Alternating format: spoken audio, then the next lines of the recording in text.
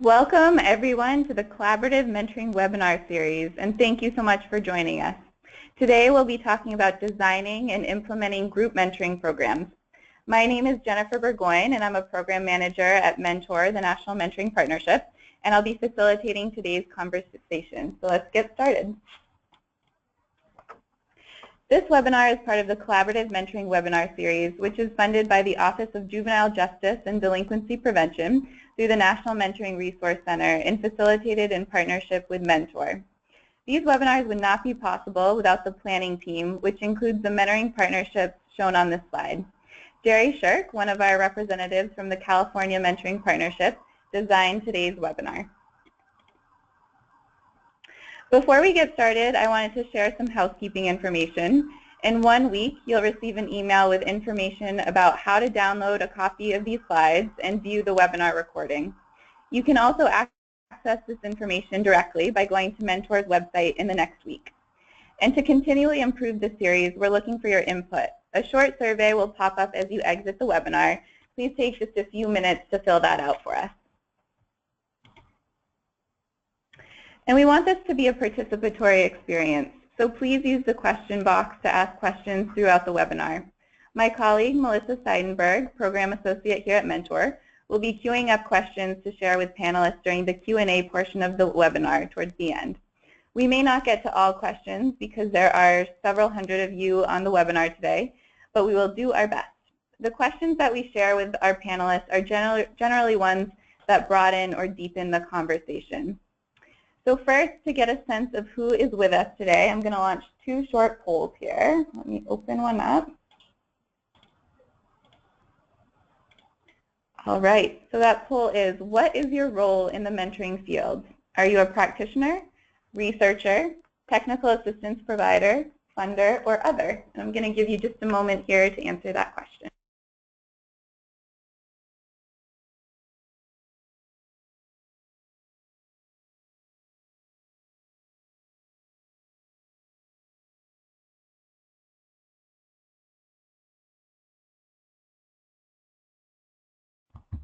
All right, so it looks like we have a lot of practitioners on the line today, 62%, 7% technical assistance providers, 2% researchers, 4% funders, and 25% others. So I'll take a look at what those are a little later. And then our second poll today, what is your involvement with the group mentoring model? And the options are, my program is all group mentoring. My program has both group mentoring and one-to-one matches. My program is mostly one-to-one but has some group mentoring. I'm looking to incorporate group mentoring into my program, or other.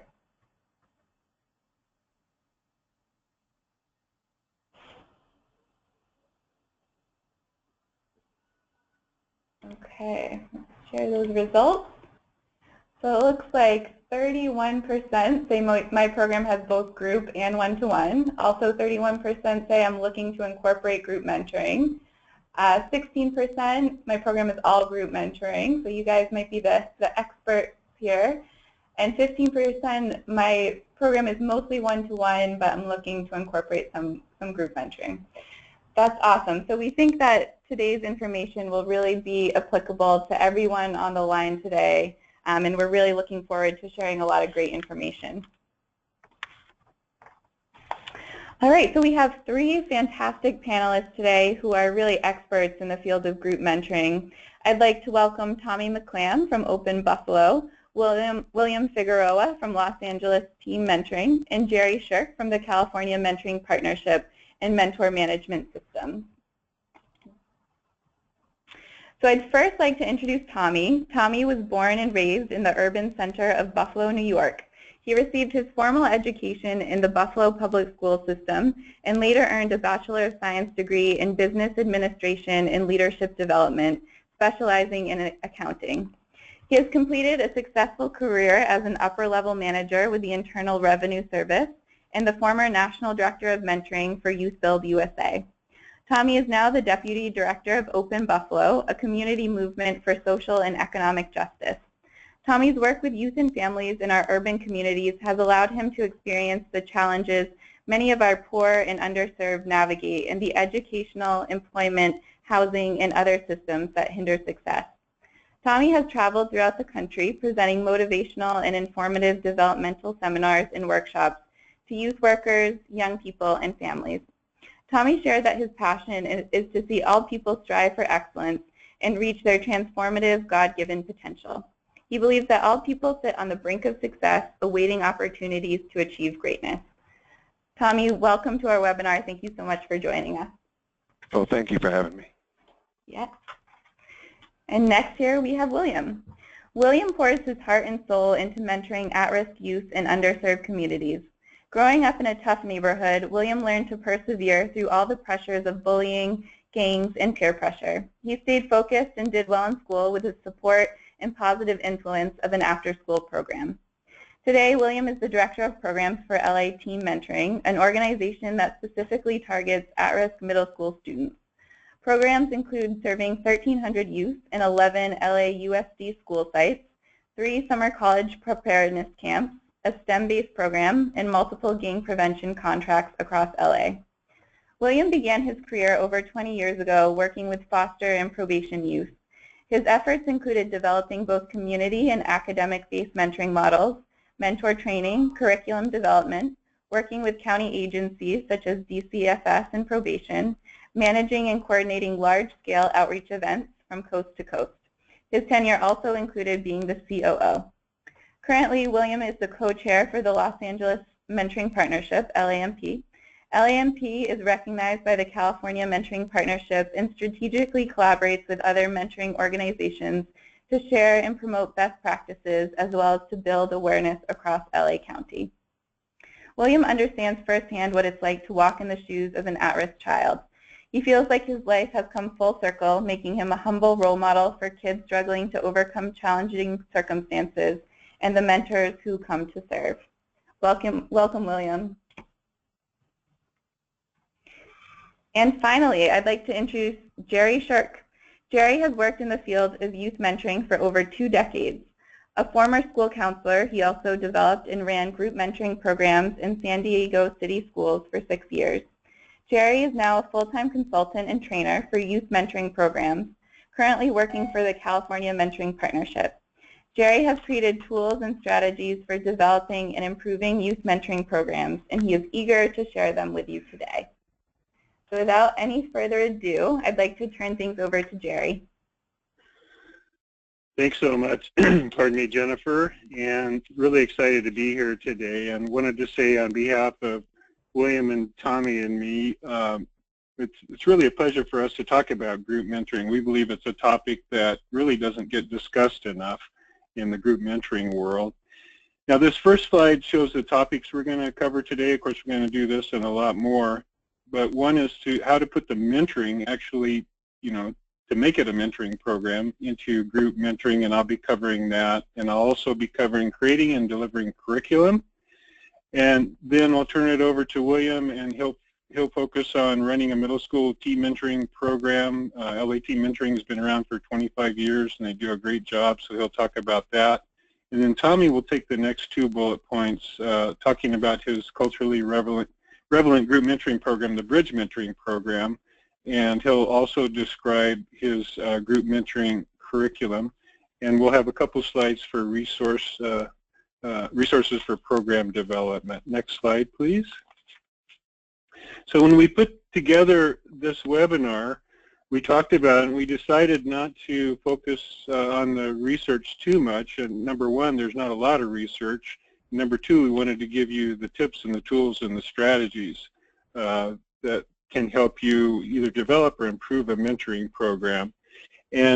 But we did want to have at least one slide, and the person that's doing the most research on group mentoring right now is Dr. Gabe Cooperman from Georgia State University, and he is researching a program called Project Arrive in San Francisco Unified, and Project Arrive does a tremendous job. They've been up for several years, and Gabe's early findings on his research, I won't read all the bullet points, but starts out with there's been an increase in the ability to solve problems and so forth. So I would suggest that any of you that are interested in seeing a program's website that is really good and some research on group mentoring, go to that website that's listed below. And I believe we have it listed on the last slide, or one of the last slides, for resources too. And next slide, please. So this brings us to a good question, and I think it's a good question because group mentoring in the youth mentoring world is largely undefined.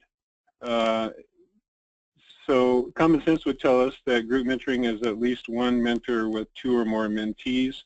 OJJDP, who's probably the biggest funder in all kinds of mentoring right now, all kinds of youth mentoring, says that group mentoring is no more than one mentor with 4 mentees. But there are just an unbelievably countless number of ratios and group models out there. There's peer group mentoring, cross-age peer group mentoring. There's one-to-one matches that combine with group mentoring, and Tommy's going to talk about that later. There's the 3 to 10 to 12, so 3 mentors to 10 to 12 mentees for Los Angeles team mentoring, which is a form of group mentoring. So there's all kinds of models out there. I actually, when I help programs, I suggest that they at least consider 2 mentors to 4 to 6 to 8 mentees, and I'll describe why in the coming slides. Next slide, please. So today we're going to talk about a specific type of group mentoring. As I said, there are many models out there, but today we're going to focus on what I think of as curriculum-based, or lessons and activities, and sharing groups. And you may be out there considering another type of group mentoring, or you're doing another type of group mentoring. And the hope of myself and Tommy and William is that you can take some of the strategies, if you're doing even a completely different model, and use them in your programs today. Next slide, please.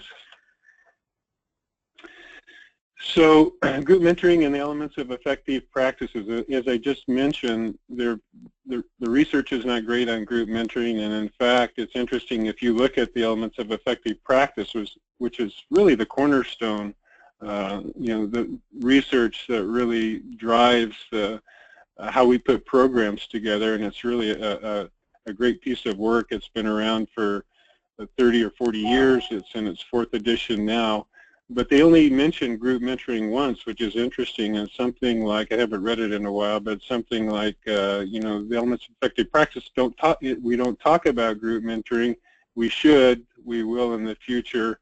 It's a promising practice, but we don't do it now. So the elements of effective practice are really about one-to-one mentoring, but, and it's a big but, you can use those 6 elements, and a lot of them come close to what you would be doing in group mentoring, but some of them are just a little different. For instance, for recruitment, you want to recruit mentors that would be good in the group setting. That's pretty obvious. I think the 2 biggest ones I've highlighted in blue that will have the most difference is you need to train your mentors of how to facilitate group mentoring, because it's very much different. It's different from one-to-one. And then the matching, especially, how to put mentors with mentors and mentors with mentees, that's a lot different. Next slide, please. The benefits of group mentoring, which are many, and I think the big one, and people out there that are running mentoring programs, of course, money is a huge issue, and staff time is related to money. Is that it cuts down on the areas of recruitment and monitoring. So as far as recruitment, it's pretty obvious. If you're recruiting, say, 1 mentor for every 4 mentees, that can cut down your recruitment effort by 75%. And a lot of programs out there know that for one-to-one mentoring, programs will take sometimes 50 to 75% of staff time just to recruit mentors. So if you cut way back on that, that's very helpful. And then monitoring. In group mentoring, you have everything right in front of you, and you can take people aside and ask them how it's going, and so monitoring is much easier, and it can happen much more quickly. You can attract volunteers that are interested in activities, and I think especially males, they like hands-on stuff. and that can be a big draw. It reduces the risk factors. As it says, there's no one-to-one match alone in the community, so the risk factors can fall dramatically. It uses the power of peer relationships, which we'll talk about in later slides. And it's just a way for some organizations to step into mentoring, to explore whether they want to develop a mentoring program, kind of stick their toe in the pool to see how the water is. And it can also be combined with one-to-one mentoring. And next slide, please. And so some of the potential drawbacks is it's not one-to-one mentoring. And I think most folks in the mentoring world would agree that a one-to-one match, when it's working, can do a lot of good, and it's the building of trusting relationship, and you have the sense of confidentiality because you're not sitting in front of a group telling what's going on in your life. Another potential drawback is mentor attendance, because sometimes mentors think that the other person is going to do it, and if they have a pressing obligation, they won't show up, so they don't see it as a one-to-one match. So when I train mentors in group mentoring, I tell them that their attendance is as important as in a one-to-one match. If you have a curriculum-based program with activities and lessons, it's not always easy to get to pull in the curriculum and to make it cohesive and to come up with something fresh all the time. And then, of course, finding the appropriate mentors and then training them in several areas, including group discussions, how to facilitate group, managing disruptive mentees. I think William's going to talk a little bit about that. And then actually how to deliver the curriculum. So there's a lot more training that goes in for group mentoring. Next slide, please. So I think this is, to me, the most important of my slides, because I work with a lot of programs, and a lot of programs I think have difficulty of thinking about how to actually make group mentoring program mentoring. And I don't think, well, I know that in the mentoring world, this, group mentoring really isn't defined very well. So I think what we have to do is we have to look at one-to-one mentoring and see what that is and pull some of those aspects into group mentoring to actually make it mentoring. So for me, the biggest thing, or one of the biggest things, is consistency of relationships. If you're bringing together 25 people and then breaking them up into small groups, but putting them into different groups with different mentors and mentees every time, that sense of safety and confidentiality is not going to develop. So programs, I think, to make group mentoring need that consistency of relationships. And then another big thing which happens in a one-to-one match is that confidentiality and a sense of safety, and the mentee is able to talk about his or her life to their mentor. Well, it's the same thing, I believe, in group, that if you can develop a situation or create an environment where people feel safe sharing, then you are going to have mentoring actually in your group, pardon me, your group mentoring program. So I do it in or suggest that programs do it. When I was running mentoring programs for 5 or 6 years in San Diego City schools, we always did an exercise called Good News and Bad News. Pardon me, and I have a slide on that later, so I'll talk about that later. And next, please. And so reasons to consider 2 or more mentors for each small group. Well, first is the team approach, that mentors can actually then work together. If they're providing a curriculum, they work together. One person will be strong in one area, one person will be a little bit weaker. They can figure out who does what. They can also talk about the mentee. So rather than just kind of scratching your head and thinking, I wonder what's going on with that person, they talk to a co-mentor, and you can evaluate what's going on and what you need to do, and so on and so forth. Now, also, the second point is really about matching.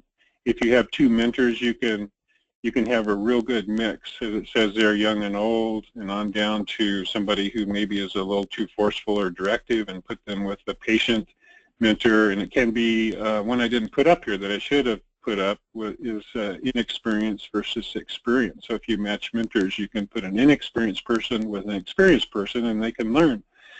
The third point is about focus and discipline. When mentors work together, They can maintain the discipline a lot better if somebody's acting out. You can have one mentor walk a mentee out of the group and talk to them, so on and so forth. And then a really huge point, number 4, if one mentor is absent, the small group stays together. So if you've got a sharing group and it's just one mentor and they're absent and you have to mix that group with another entire group, well, somebody may have shared something very sensitive and they're likely not willing to share it with a new group, a new mentor, a new group of young people. So even if there's one person that holds that group together, then that's going to be much better for that sense of safety and confidentiality. So those are the reasons to consider 2 or more mentors for each small group. And I know William has a model of 3 to 10 or 3 to 12, which is good too. He's got a really exciting model that he's going to talk about. And next slide, please. So what does it all look like? A structured mentoring session. So this is something that I use in my programs, or actually when I was facilitating group mentoring in San Diego City schools, this is what I would do. I'd create this for myself, and I was a one-person facilitator / mentor. If you have several mentors, this would be good because people can see what they need to be doing, and I call it the flow of activities. That it doesn't have to be this exact flow of activities. For instance, if you're working with a group of kids and they've been sitting in school all days, you might want to have some, like a throw the frisbee or something very physical at first. And so you can change the sequence of activities. This was typically when I was running my own mentoring programs, how I do it. It would start with icebreaker and then sharing, or you could have the educational module first or the lesson and then sharing. And then incentives. I always say this, the secret of a successful group mentoring program is a 5-letter word with 2 Z's in the middle, pizza. If you give them pizza, they will come. And handouts like school supplies are good too. So this is just a very abbreviated version. If you create your own, in fact, we have it in the handouts. And if you get to the handouts, there's a blank one, and then there's an example that has a little bit more detail. But for me, I think the more information, the more structure at first, the better. You can always let up on the structure, but it's hard to put structure in place if you're just kind of gathering and you don't have an idea of what you're doing. Next slide, please. So then, what does an exercise look like? Well, I don't have these headings in red, but I put them in red just so that you could see that when I put together curriculum, I put together the common elements. I work with mentors, I don't want to hand them something that looks different each time. I don't want to download something from the internet and just hand it to them and say, here, take it and see what you can make of this. So for me, I try to structure all the curriculum in the same way. So the first thing is the title of the exercise, then the objective, and then very important, the materials. And then if the mentors are supposed to get the materials, they can look at this ahead of time, or sometimes the program coordinator will get the materials. The time can really fluctuate, but it's good to let them know. And you may have even like a shorter time period if you have a shorter session that you can kind of squeeze the timeline down. And then the instructions. So I just put the start of the instructions here. And again, I think the more information that mentors get, the better. You don't want to give them less information rather than more, but more than less. And if they look at it and they read the first 3 points and they're ready to go, well, that's fine. But if they need to read all 8 points, that will help them out. And then some points for debrief. And it's not that the mentors actually have to debrief in this way, but just gives them an idea of some of the questions that they might ask when the exercise is over. By the way, this exercise, along with the other handouts that I have screenshots here, are in the materials. I believe they're on the right side of your screen so that you can click on them, feel free to use them. The Build a Company is actually a really good exercise, and you can bring in a guest speaker who talks about how he or she developed a company or a business, and then you break kids up into the young people up into groups, and they develop their own business and share to the larger group. Next slide, please. I thought it'd be important to talk about sharing. In fact, the title of this slide could be, sharing activity. So this is a document I created to train mentors or give them an idea of how to do a sharing exercise. Now, they wouldn't need to look at this every time. If they just looked at it once or twice, the first couple times that they did the sharing exercise, plus in training, practice doing good news and bad news, then that I think would be really helpful for them. And as I said earlier, I think sharing is one of the ways that you actually put mentoring into group mentoring.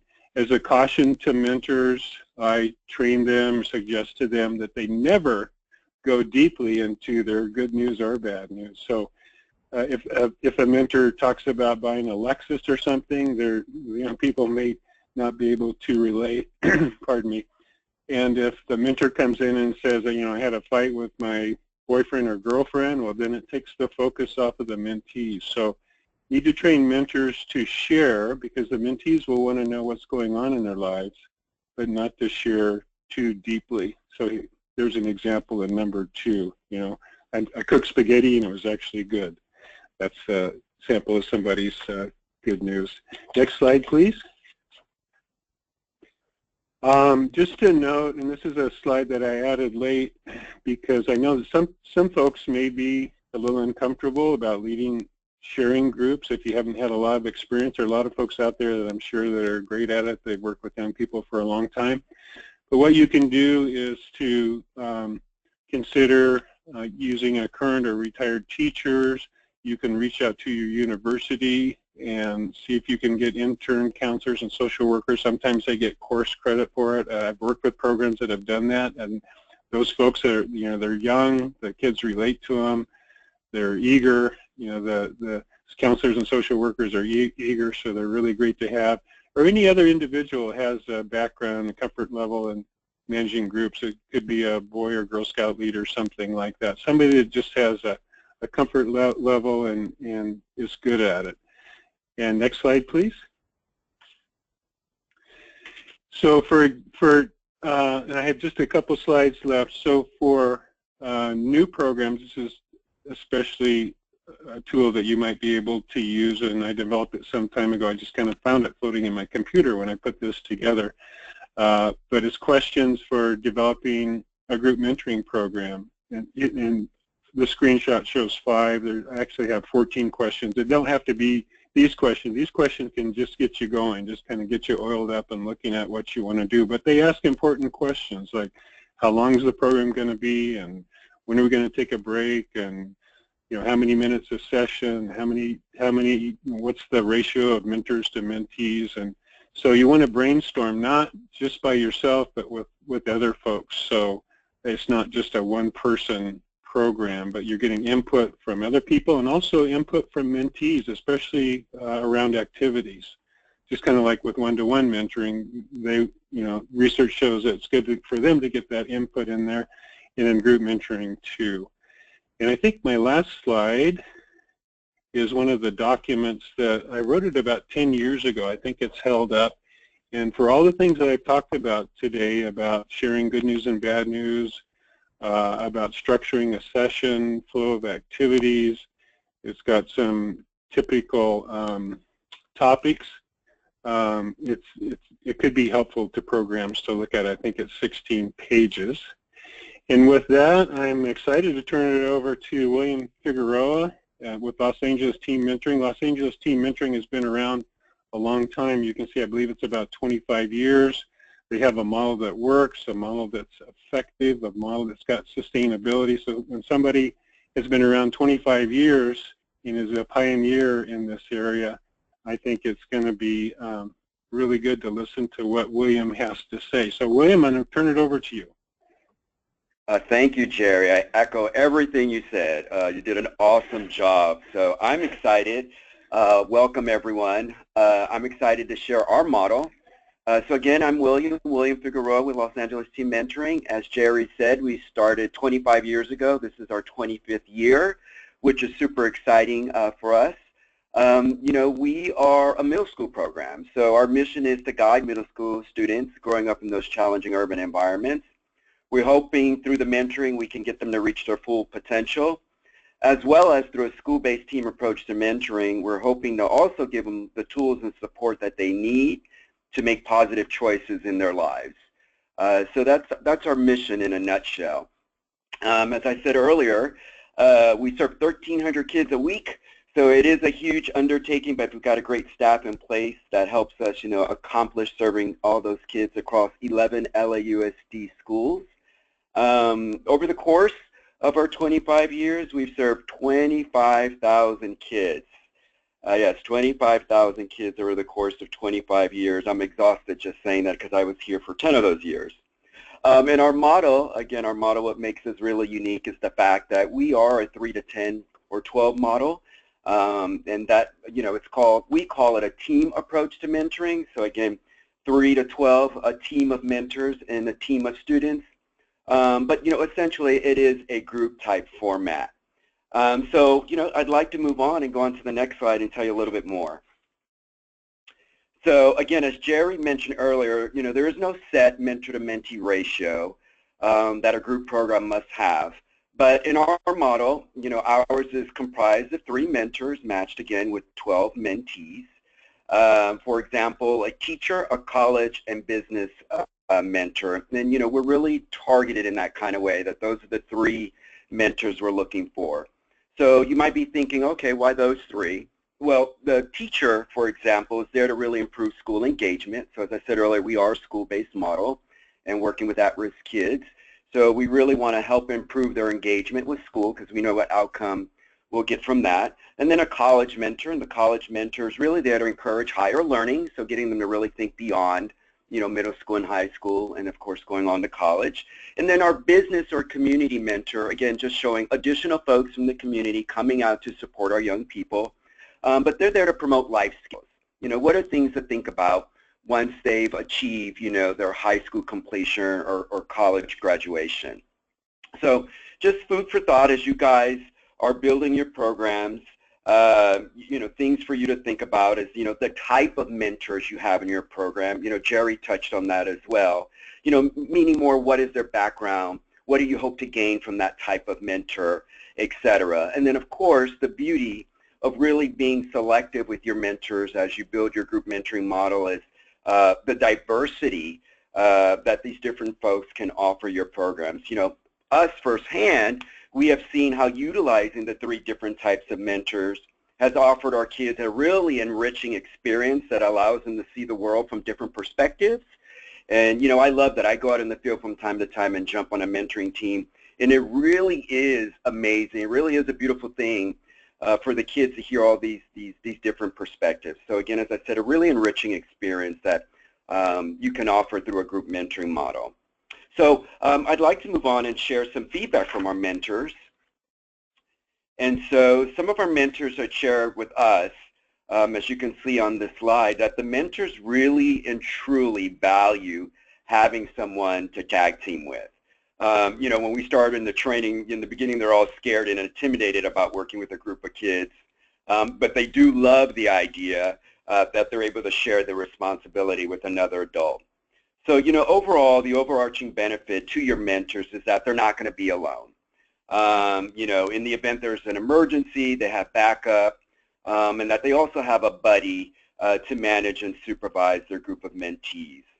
So, I always look at it like a sports kind of team. So just like the dynamics of a sport team, we've observed mentors in our model are able to play off each other's strengths, which in the end, as I mentioned before, it offers that enriching experience.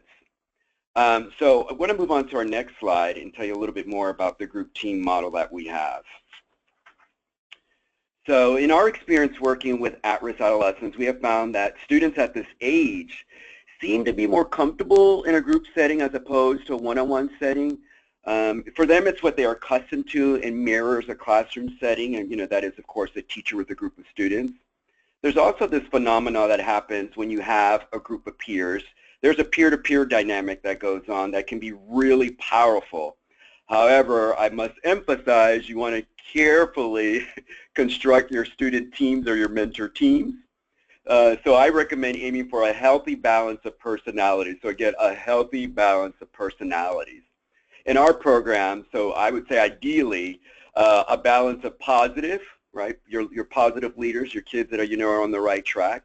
Your shy kids, your introverts, and of course, what we like to term are spirited personalities. And if you were in my office, you'd see me doing the air quotes right now. So our spirited personalities. This way, your positive leaders can continue to build their skills, right? So we want to keep developing those skills with our positive kids, while at the same time influencing the other personalities in a positive way.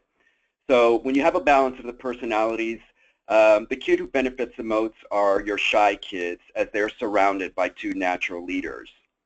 What we also found that's really beneficial, Jerry touched on this as well, and I recommend it, is that having activities or a structured curriculum offers your mentors and your mentees a wonderful way of broaching and exploring, various ideas and, thoughts and notions, etc.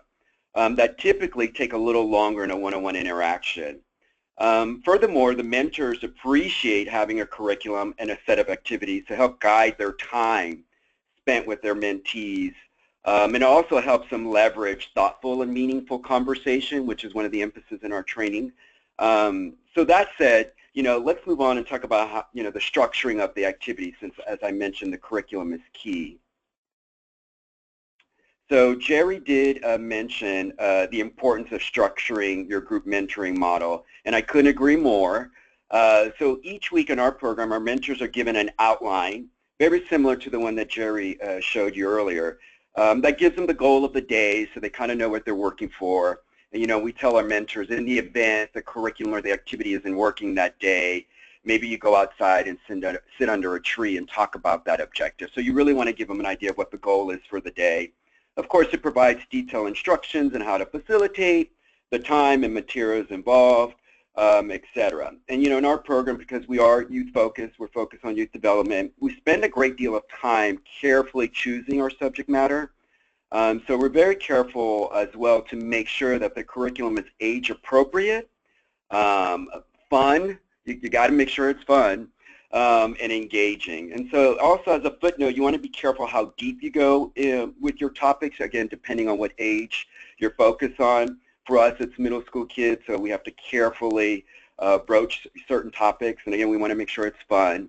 But also, when you're structuring your curriculum, I would recommend look for creative ways of challenging your mentees' critical thinking skills, and also look for a curriculum that's thought-provoking and conversation. That way, in the event if the activities aren't working, they can have a really healthy dialogue.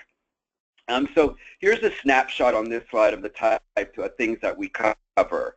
So, when you guys are developing your own curriculum, you probably want to identify the topics or activities that will best meet the needs of your population. And also, as you're thinking about your curriculum and activities, I suggest pulling together, Jerry brought this up too, a think tank or a focus group to help guide your program or curriculum development. Even if you're a small program with few staff, you can pull together interested parties to brainstorm. Again, school counselors, previous mentors, your mentees. We have found great value in pulling together a focus group of mentees. So honestly, the group of mentees we have found really go a long, long way. Next slide, please. So here's also an example how we built the phases of our curriculum. But this snapshot in particular, is an example of our self-esteem and healthy relationships phase. So as you can see here, one objective leads to another. And I recommend being thoughtful in your curriculum design and hammer out your goals and your desired outcomes up front, and then back your curriculum into that. Also consider your dosage, how many weeks you want to spend on a certain objective or exploring a concept. Again, I always take it back to the classroom, but just like in a classroom, the repetition is everything. If you really want those kids to absorb whatever that goal is you have, and I tell our mentors the same thing. So think about how many times it took you to tie your shoes, or how you learned your ABCs. So again, the repetition and the dosage is key. And then finally, don't forget when training your mentors on the facilitation of your curriculum or activities to emphasize, because you want to make sure that though there are activities there that we're mentoring. So, we emphasize that do not be a task-oriented mentor, but rather be a relationship-based mentor. And remind them that the curriculum is a tool to leverage and not a crutch. And also remind them that it's mentoring and to use the curriculum to help build relationships and engage in healthy and open dialogue. Let's talk about constructing your mentor and mentee groups or teams. Next slide, please. So, of course, in the mentor role, this is, more frequently known or more commonly known as matching. At LATM, we refer to it as team composition. So I lightly touched on this before, but I must stress it's really, really important how you match your mentors, match your mentees with other mentees, and then, of course, how you match your mentors with the mentees. That's a lot of matching, so a lot of M's there. But anyway, let's explore constructing the mentor team. So number one thing you want to keep in mind is the mentor-to-mentor dynamic. You want to avoid having two assertive mentors because then you risk having a power struggle. And of course, totally self-explanatory, you probably want to avoid having two shy mentors working together because we know how that'll play out. So again, be careful and screen what mentors you put together because the energy of your mentors will definitely influence the dynamics and the energy of your mentor team. So again, really think about that because those mentors will really influence the dynamics of your team. When you're in your training as well, you probably want to watch for that. Of course, everybody has good intention and big hearts when they want to mentor, but you got to really observe that energy, and it's good to observe it during your mentor training. And that way, when you're done with your mentor training and you've seen their dynamics, then you can start building your mentor teams. And so again, when you're constructing your mentoring teams, aim for a healthy balance. Too many shy or too many spirited personalities can be disastrous and frustrating for your mentors. So again, look for that healthy balance. And lastly, think about carefully matching your mentors with their group of mentees. If the mentors seem a little nervous or apprehensive, you might want to match them with a younger group. If they seem really confident, I've met those kind of mentors. I love them. Confident, they want to roll up their sleeves and get in there. Maybe you can match them, with another group of mentees or a group of mentees maybe that require a little more energy. So let's transition into training. Next slide, please. So at LATM, we know that mentor training is very important because of all the variables I mentioned earlier in the slide before. So make sure your mentors want to mentor in a group setting. Group mentoring is not for everyone. Some mentors prefer a quiet one-to-one setting. So again, as you're onboarding folks, identify, you probably want to screen through that and make sure that this is something they really want to do because, group mentoring requires a little more energy and a little more work because you're working with a group of mentees. Next, train your mentors. And though it's a group mentoring model or team mentoring model, you still want to train them very similar to a one-on-one mentoring model. The only difference is that you're training or letting your mentors know that there is that likelihood that they're going to experience a 1-to-3 or 1-to-4 ratio of organic relationships that will develop. But again, the principles and fundamentally the training is very, very much the same except on, managing the group. And then again, as I said, train your mentors on group facilitation. Jerry mentioned that earlier, and I can't co-sign that more. Emphasize that, they're in the driver's seat, they're holding that steering wheel. They're responsible for the flow of information, for stimulating their learning, and managing the dynamics of the team. Also, you want to let them know every day is going to be a different day, so you never know on any given day what the temperament of the kids are going to be, right? So you want to prepare them and arm them for every type of scenario. Next slide, please. In keeping with the theme of preparing and training your mentors, think about how you will train your mentors to develop your curriculum or your activities. In our program, for example, we have two training components. One is a self-paced online training, and then we also have an in-person training. The online training is focused on child development, at-risk factors, basic key mentoring concepts, etc. The in-person training is focused on group facilitation and group management, etc. So let's explore this a little bit more. Next slide. In the live training, we offer a lot of role-playing, so role-playing is really good. Here's an example of how we present how to facilitate the sharing portion of our curriculum. Inspired by Jerry. Jerry inspired us with the what's good with you, what's bad with you. We changed ours a little bit. Ours is what's good with you today. So the sharing exercise is a weekly check-in that allows our mentees an opportunity to let others know what's going on in their lives and perhaps get support with problems that they might be having. We then move into practicing an energizer, and from there we move into how to facilitate the main activity, emphasizing that sometimes you'll have to adapt or modify the activities based on the temperament of your kids that day. And then we also give them tips on how to adapt or modify or just strike the activity altogether and go outside, again, because it's mentoring. We also train how to reflect on both the mentees' individual and collective growth as a team, and then remind everyone to look for those opportunities to keep boosting the kids' self-esteem as they're utilizing the activities. And integrated throughout our training as well are role-play scenarios that are centered on addressing difficult behavior, because they will encounter, based on those personalities, some behavior. But it's all good, it's all fun, you just want to prepare them. I over-prepare my mentors. They always say, oh, you scared me. I said, I just wanted you to be prepared for the worst case scenario. But anyway, you know, in the role playing, you know, we give them things to handle. For example, like a student doesn't want to share, a student thinks the activity is boring, you got kids who are bickering or derailing the conversation, etc. So they role play through those activities. And again, though, we are constantly reminding our trainees to avoid being task-oriented and stay focused on the mentoring.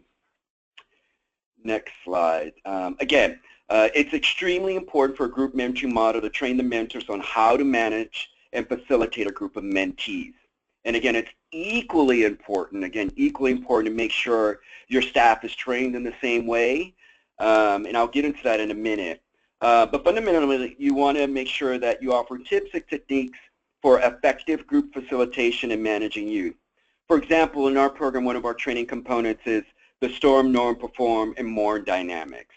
And then, you know, we train each mentor on the dynamics, what to expect, what to do as they navigate and experience these changes of group development, etc. So next slide, please. So let me explain in this slide that I'm simply saying that staff, and just because LATM is a bigger program, in your program staff may be you, the one person running the program. But even if you're a one-person staff, if you're utilizing volunteer mentors, I think these are things that are essential for team or group mentoring, for a group mentoring model to consider. So, you know, for example, make sure your program team is well-versed on the activities so that they can support your mentors.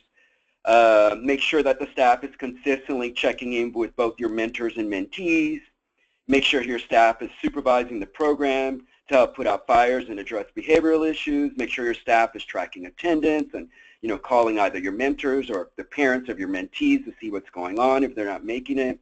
Make sure your staff is comfortable addressing mentor-related issues or student-related issues, and etc. So at the end of the day, just as we do at LATM, make sure that you're always looking for ways to inspire hope, but also have fun. We want to make it fun for both your mentors and mentees. You know, if everyone's having fun, we have found in our program, they stay engaged. So allow me to end with one of my favorite quotes of all time. So it's amazing how a person who once was a stranger suddenly becomes the most influential person in the world. And that said, ladies and gentlemen on the call, take a minute to think about this, how influential a group of mentors can be. So thank you, and please allow me to introduce you to Tommy McClam. Thanks, William. A lot of information, great information that you've given us, and along with Jerry, as we center around the group mentoring. And what I want to do today is kind of give you kind of an overview of the bridge mentoring program that that's run by YouthBuild. And for those of you who are not familiar with YouthBuild, it's a organization, a nonprofit that works with the young people ages 16 to 24, kind of the underserved opportunity youth group.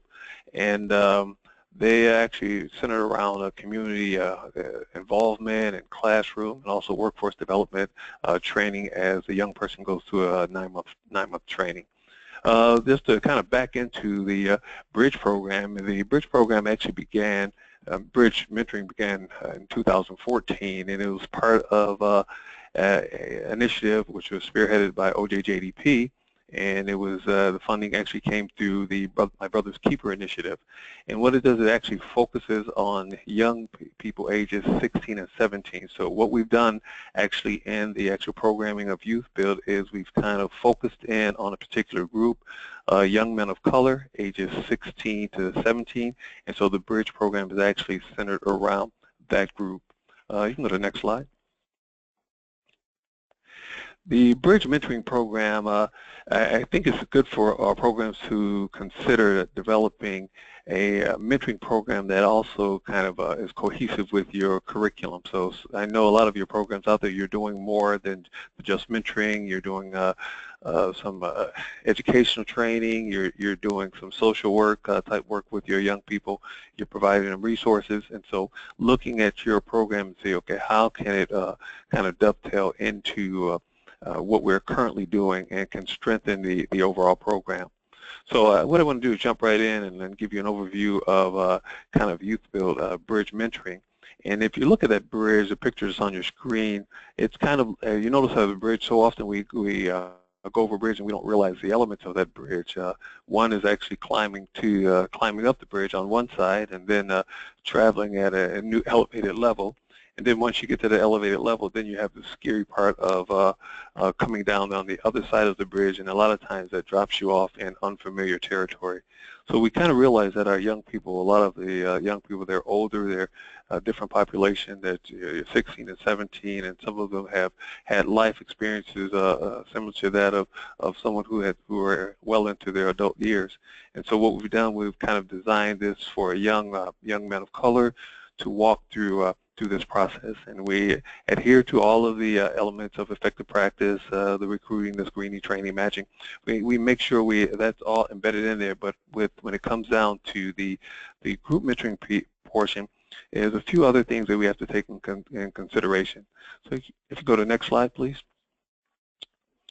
And as we look at the MBK, the funding and how it actually came down, it allowed us to say, okay, a problem that we have noticed in the program itself is that we were unable sometimes to reach that young male population. And for those of you who are working in the urban settings and some of your rural settings that are not as funded as some of the urban settings, you found that there are particular issues and concerns that young men of color actually run into. And so this piece is actually built around that. So it's group mentoring, and it was designed to go adjunct with our one-on-one mentoring. So every young person will have a one-on-one mentor. In addition to that, some additional services would be the group mentoring that would run in conjunction. You can turn to the next slide. And so what we did was we looked at the core components of YouthBuild USA, what we were currently doing, and they were kind of looking at, okay, we do this well, so now what do we do with mentoring? How do we use mentoring in order to assist this? So we, as you can see there, we're leadership, education, graduate resources, counseling, and construction are the elements. And what we've done is just integrated mentoring in every aspect. So how do you go through looking at your program and determine and making sure that mentoring becomes an asset. So in addition to that, our one-on-one mentoring runs the same way, and then embedded in there, once again, you'll find the bridge mentoring. And so integrating mentoring into the core elements of a program, I believe is essential if you're going to, if you're already doing programming, you want to make sure that your mentoring program runs lock sync with your program that you're currently running. Next slide.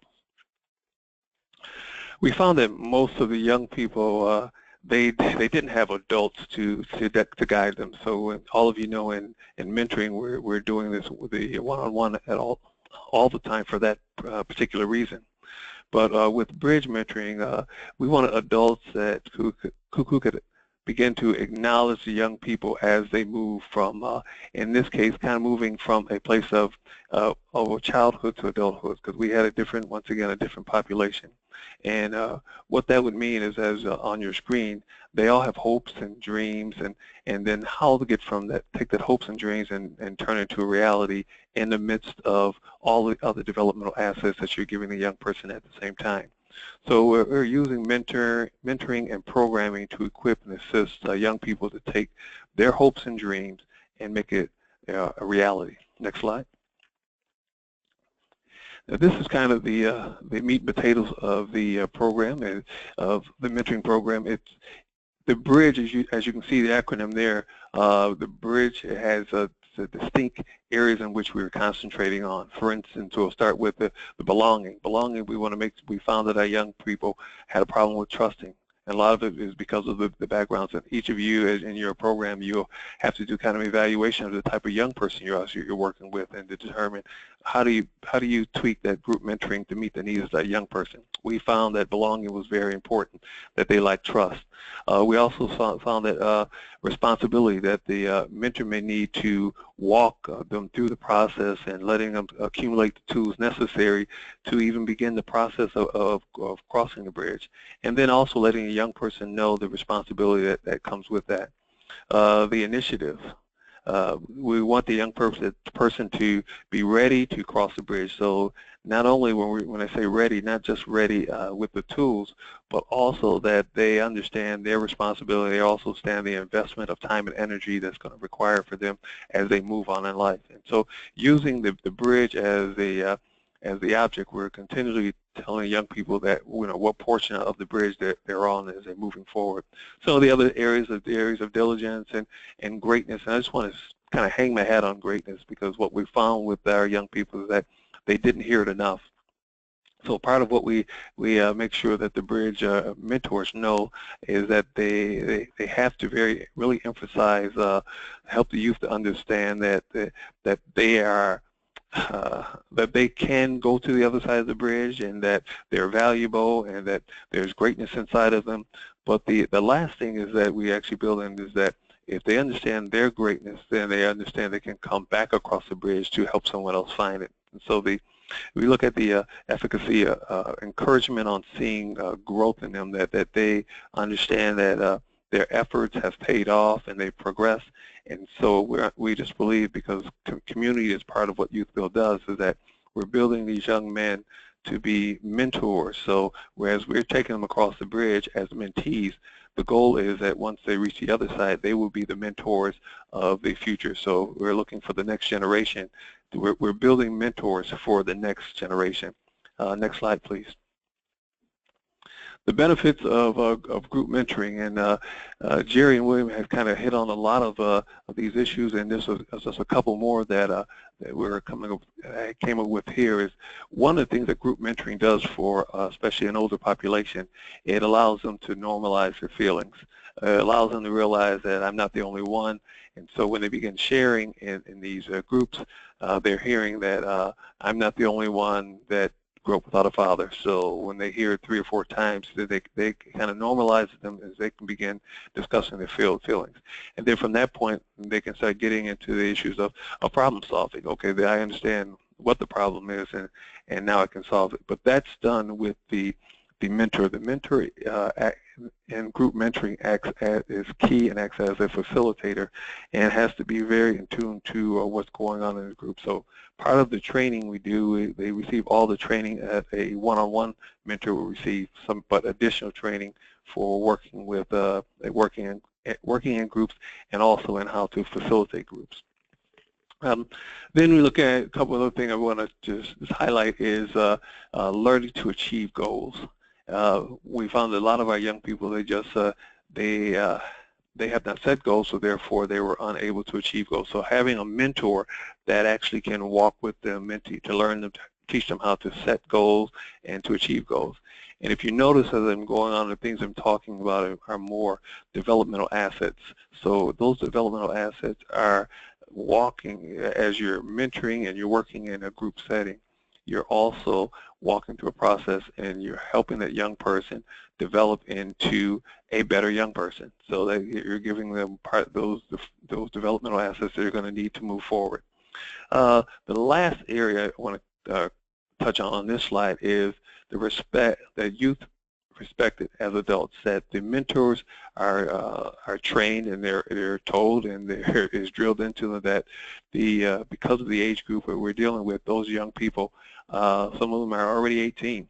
So at that point, they're considered adults, and so they should be looked at as adults. And we tell our mentors that, first of all, they never embarrass the young person in a group setting, especially with the older young person. They either will not come back or they'll figure out a way and trying how to get even.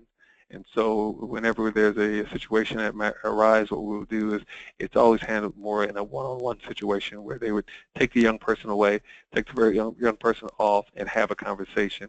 And that conversation also, you have to do training to make sure that your mentors know exactly how to even handle that conversation, to make sure that conversation is going to be a place of where the issue is diffused and not heightened. Next slide. The mentor ratios and group size. Typically, all of our mentors and mentees they'll start out in a large group, and so they all come together. So if we had a group of, let's say, 16 young people, then the next thing they do, they'll have their, as Jerry indicated in the outline, we have a curriculum that they go through, and we want to also thank Jerry. Jerry was very instrumental in putting together that curriculum. And once they come together in a large group, then they break down to a smaller group. Our ratio that we use is one mentor for every 6 to 8 mentees. So it's a little smaller than Williams, but once again, we're dealing with a little older young people, so the issues are sometimes can be a little bit more intense. In addition to that, some of our young people may come in as some of them are fathers. Some of them are living on their own. Some of them basically have been homeless. And so you're dealing with so intense issues, so that we had to step back and look at the ratio. So I say to all of you out there that even as you put your program together, look at the type of young person you work with and determine what ratio is going to work best for the type of young person you're working with.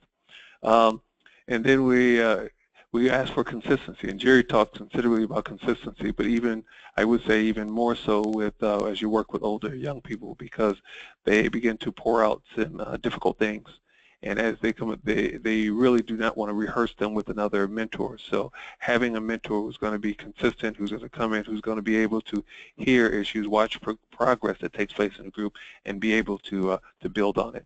And it's going to be that's essential, the consistency of the mentor. And so that means in your selection of mentors up front, you have to stress that mentor, especially with group mentoring, has to be in it for the long haul. All right, next slide. Now we're talking about actual crossing the bridge.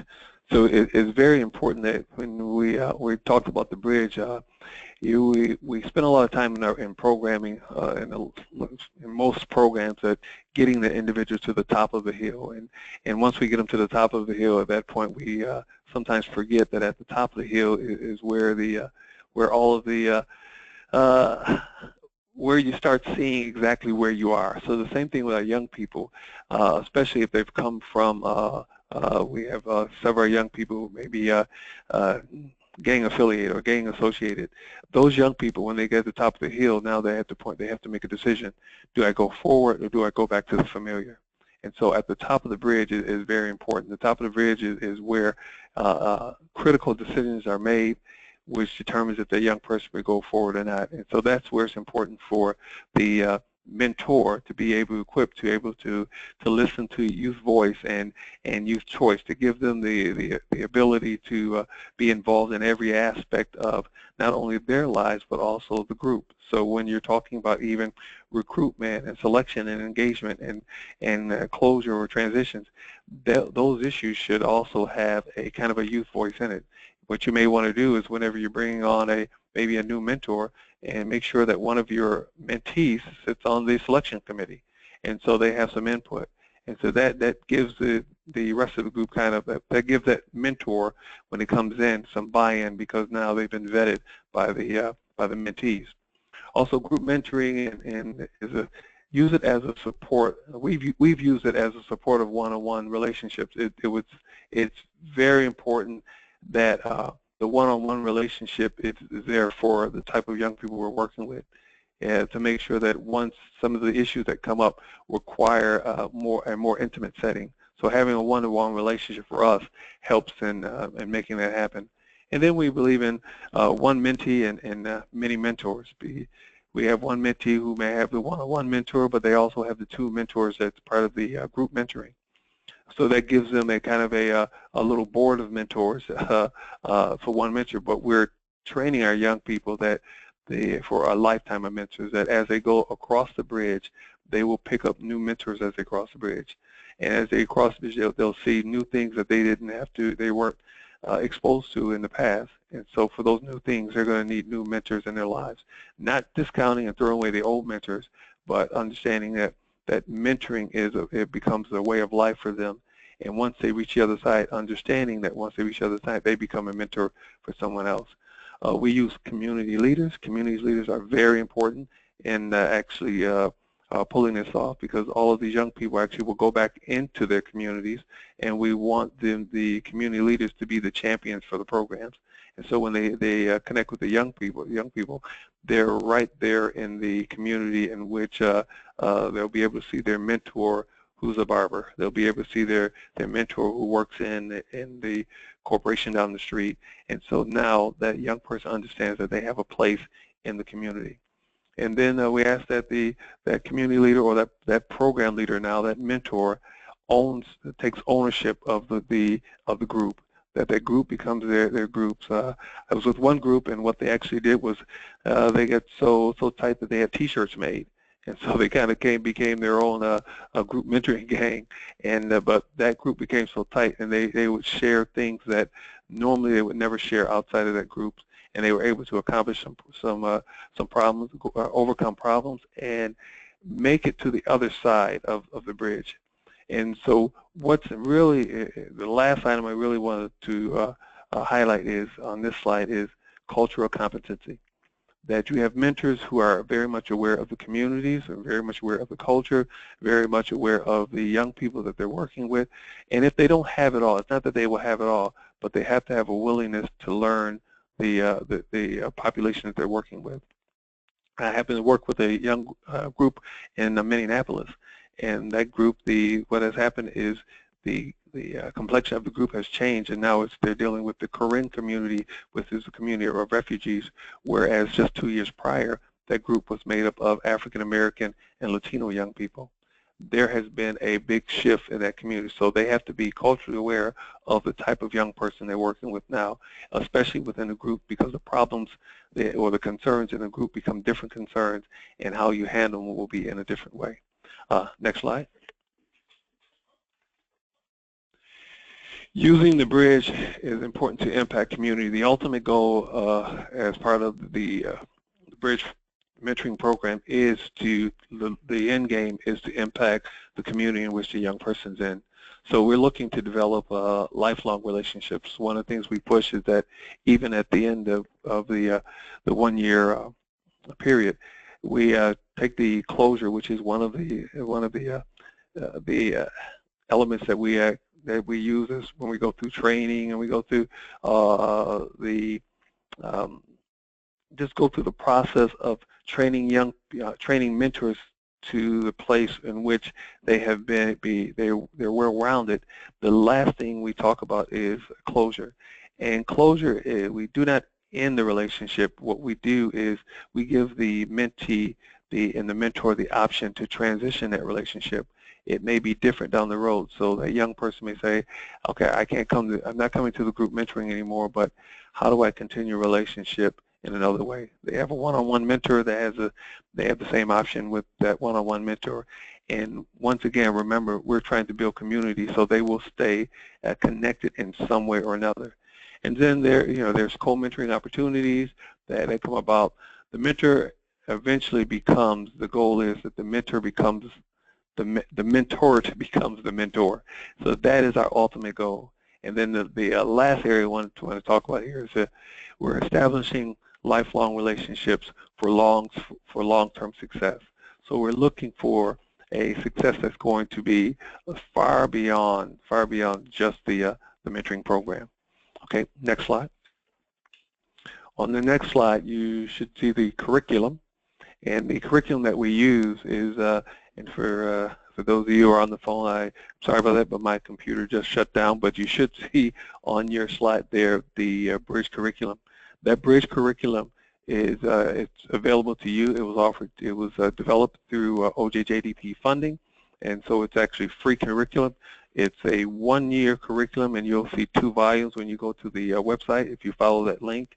And those volumes actually will walk you through lesson plans. It'll walk you through step by step. And the good part about all of it, it can be adapted and it's free, and it can be used for you.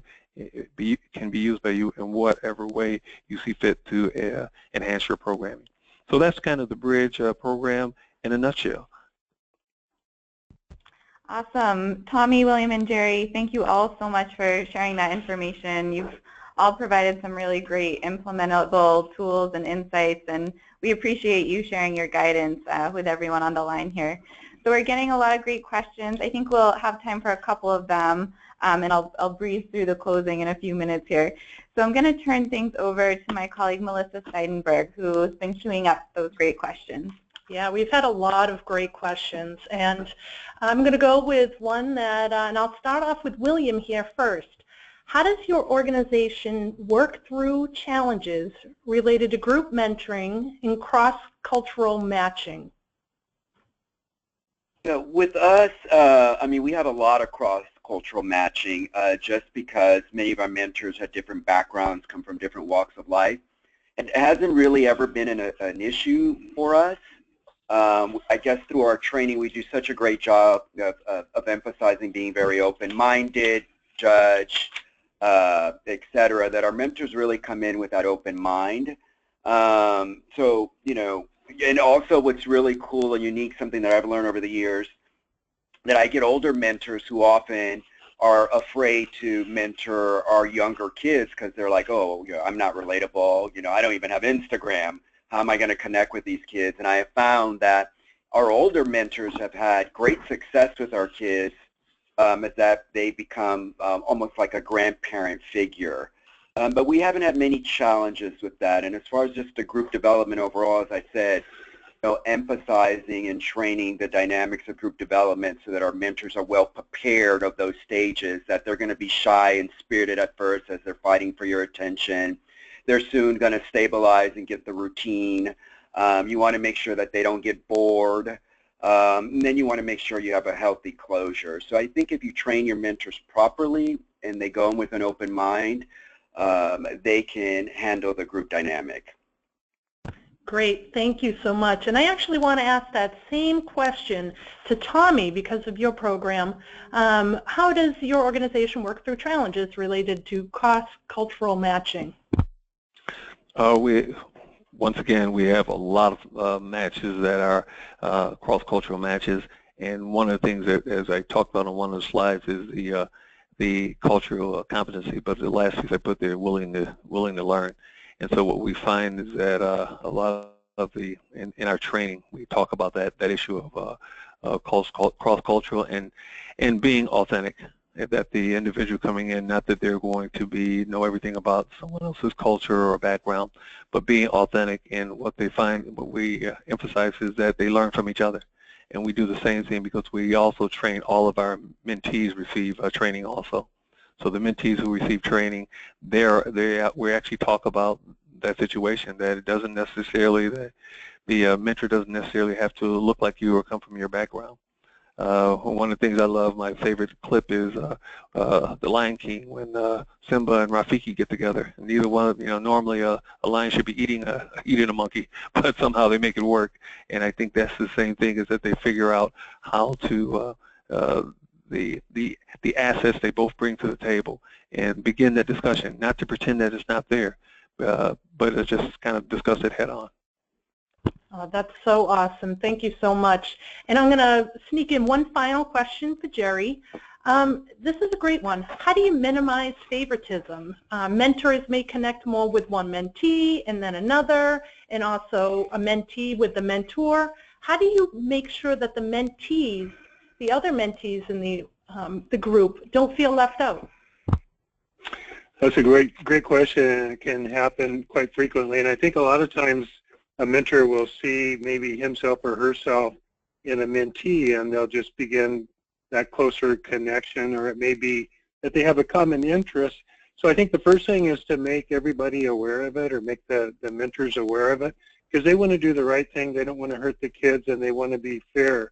So if you let them know that it looks like, you know, maybe the group is recognizing that you have this close connection with just the one mentee or two mentees, I think that they'll try to be more fair. Another thing that you can do, sometimes like a shy, quiet kid will be left out. You can even encourage mentors to connect with those types of mentees before and after the matches. I think in group mentoring, a lot of the mentoring is actually done one-to-one in the 10 or 15 minutes before and after the actual group sessions, that people come in early and stay a little bit late.